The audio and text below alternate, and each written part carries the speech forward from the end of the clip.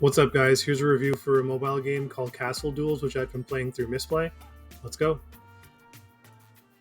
At first, this game looks and feels a lot like Clash Royale, but Castle Duels is a merge auto battler with PvP focused gameplay.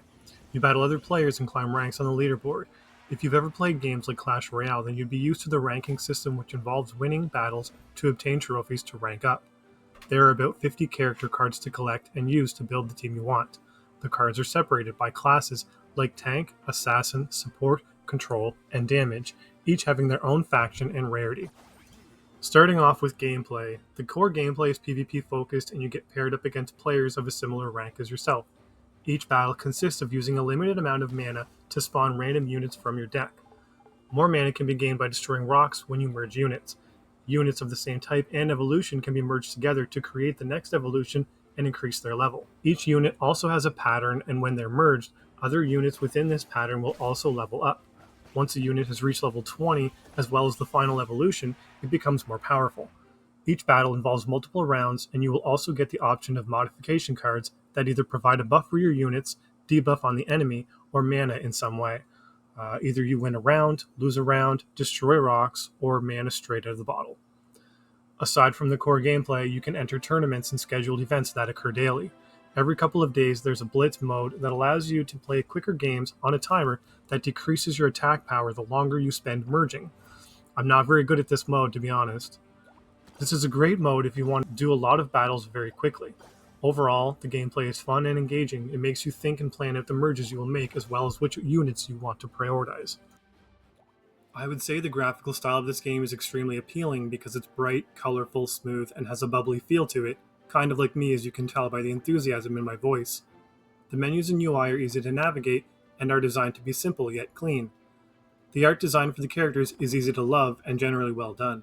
Not only do I enjoy the design and style of the characters, but each has their own unique look. The ability animations are pretty basic and don't really jump out at you, however, they seem to match up with the characters and their roles well. The backgrounds are not much to talk about either, as they're basically just an arena laid out in a grid for character placements, but it would be nice to see more variety in the arena backgrounds. Overall, I love the style of the graphics in this game, even though they don't really do anything innovative, but that's okay. I enjoy how it looks and honestly wish some other games I've played would use a similar style.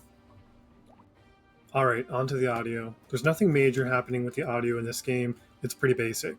The music in the menu gives off a medieval adventure vibe, and the battle music is similar but more fast paced. The animation audio does nothing special either, and the skills being used do not sound very impactful or unique.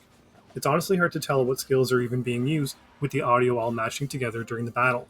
However, some of the buttons you tap do have a satisfying sound, similar to a raindrop or a little pop sound, which I like. Now I'm going to talk about some of my favorite features of Castle Duels. There are guilds where you can chat, battle, share builds, and compete in guild events by completing specific quests which help your guild win guild tournaments. You can also share cards with your guild when you reach certain level milestones with your cards or acquire a new legendary card. There are other events which are in the Hero Tavern. These reward currencies, emotes, chests containing cards, and resources. These events also help with completing quests that reward guild points for guild tournaments. There are weekly blessings to factions, where a certain faction will receive a bonus from a pool of various modifications, like increased damage or more mana when combining, and many more. The Blitz mode is also a nice featured game mode that I mentioned earlier and is available a couple days each week. Aside from your usual units, there are also heroes that will activate a hero ability during your battles. These heroes can also be leveled up. Your heroes and your units can be upgraded by collecting more cards for that unit through reward chests or the shop. Legendary units can be also obtained through crafting with a special currency, either guild coins or trading in a resource called magic dust. Now it's time to talk about the shop and the monetization of this game. The shop in the game is pretty standard and offers purchases with gold and diamonds, which are the premium currency, or just straight up cash. Sometimes the shop will have legendary cards available for gold, which is a nice way for free-to-play players to get more legendary cards. The game also offers a battle pass with two options, well, three if you consider free an option. Each tier offers more rewards than the lower one. The prices seem pretty standard with other battle passes these days. There are various chests you can buy with diamonds as well. You can also buy legendary cards with money in the shop, which leads to a more pay-to-win model for this game. I've been playing free-to-play for about 2 months, but have definitely seen some whales already. Being a whale and having higher level units doesn't necessarily mean you will win every battle, but it does give you a decent advantage.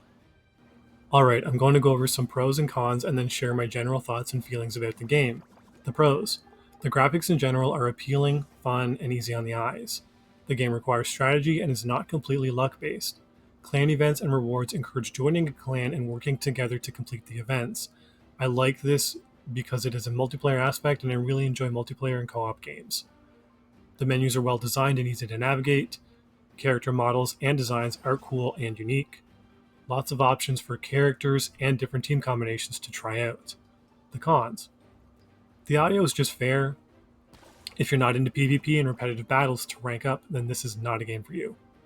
The game leans into pay to win with the option of being able to buy legendary cards. Clan events still reward participation, but it can be hard to organize an active group to complete the events. Sometimes you can lose a battle due to getting unlucky units. You need to participate quite a bit to get currency for legendary cards. This requires being very active. The league grind seems endless with no real big rewards to work towards. Overall, I really enjoyed my time with this game and am continuing to play it today.